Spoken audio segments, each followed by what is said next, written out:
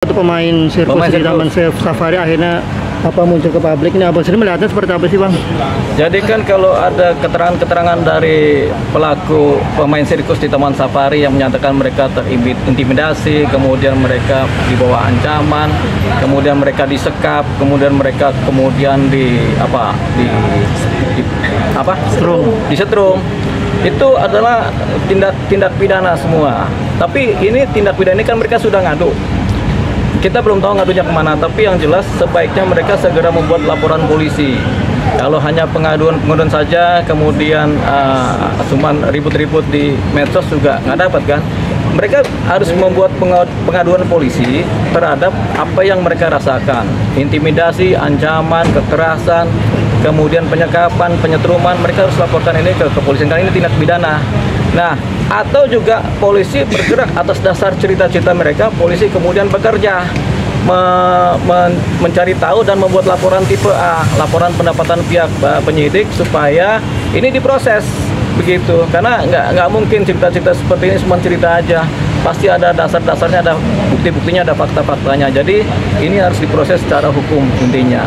Baik para korban melaporkan ke kepolisian dengan LP ataupun pihak kepolisian sendiri melakukan langkah langsung ofensif mengadakan pembuatan laporan tipe A, laporan pendapatan, dan polisi melakukan penyelidikan terhadap hal ini. Jadi dua itu harus dijalankan supaya tercapai proses hukumnya. Bang, kejadiannya kan sangat lama nih bang, artinya kadaluarsa nggak sih bang ketika harus melaporkan ke pihak kepolisian sendiri? Ini kan kejadian pasti berjalan terus, nggak mungkin sangat lama, pasti sampai hari ini, sampai kemarin pasti ada. Mungkin nggak mereka korbannya lagi, tapi orang-orang baru begitu. Makanya harus ada upaya dari penyidik kepolisian untuk kemudian melakukan langkah-langkah penyelidikan. Jadi tanpa menunggu laporan polisi pun pihak kepolisian harus melakukan penyelidikan. Itu dia. Bang, termasuk melanggar hak asasi manusia juga nggak sih bang? Iya dong. Kalau ada kekerasan, pengancaman, penyekapan itu melanggar hak asasi manusia udah pasti. Gitu. Apakah bisa melapor ke Komnas HAM juga bang?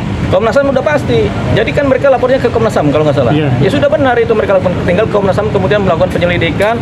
Selain melakukan penyelidikan, Komnas HAM juga memberitahukan ini kepada aparat kepolisian supaya ini ditindaklanjuti.